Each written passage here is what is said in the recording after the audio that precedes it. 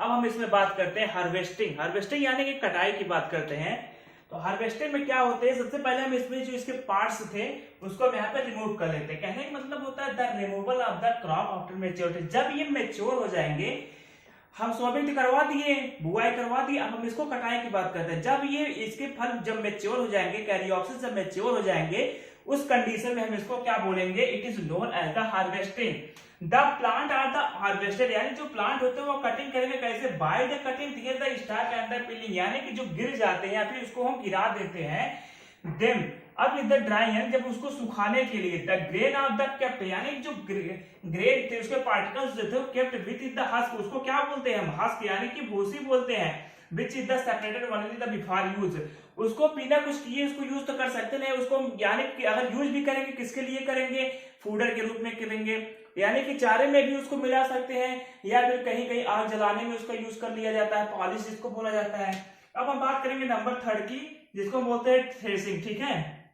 उसके बाद जब इसकी दवाएं की बात करेंगे तो दवाएं में क्या होता है कि the separation of the husk, जो उसकी भूसी होती है, it is known as the, क्या कहलाती है, थ्रेसिंग कहलाती है। एंड द ग्रेन, जो इसको ग्रेन्स होते हैं वो इनक्लोज यानी कि खुल जाते हैं विद, किसे, विद इन द हस्क, यानी कि भूसी से अलग हो गए।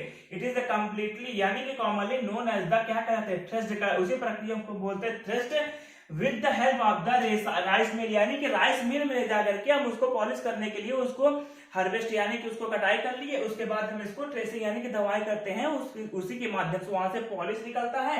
And have the high nutrient content, यानी उसमें खूब ज्यादा मात्रा में क्या पाए जाते हैं, स्टार्च पाए जाते हैं। तो अब हम बात करेंगे इसके जो यूज थे, यूज कैसे होते हैं।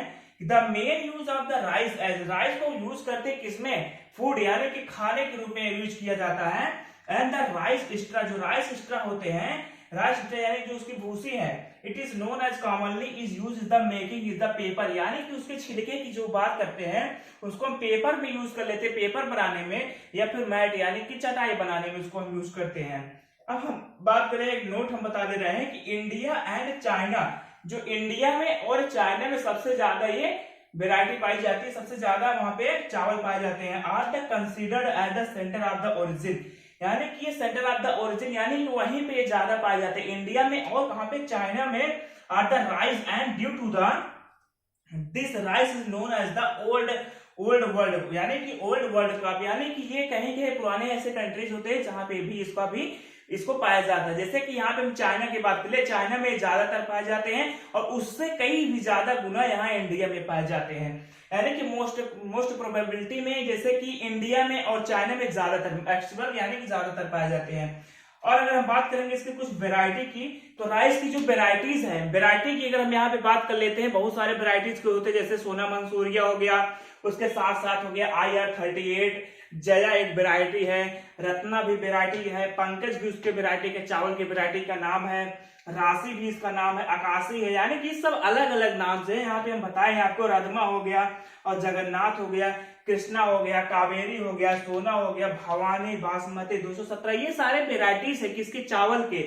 वही जगह पर अगर बात करेंगे, राइस इज द कंटेंट 73 से लेकर के 82%, इसमें सबसे ज्यादा यानी कि 73 से लेकर के 82% कार्बोहाइड्रेट की मात्रा इसमें पाया जाता है, यानी कि सबसे ज्यादा अगर पाया जाता होगा कार्बोहाइड्रेट तो चावल में ही पाया जाता है। तो आज के लिए सिर्फ हमारा इतना ही टॉपिक था पैडी में, तो पैडी यहाँ पे आप कंप्लीट हो गया। अब हम नेक्स्ट में चलेंगे, राई की तरफ चलेंगे, उसके बाद ओट की तरफ चलेंगे, ठीक है।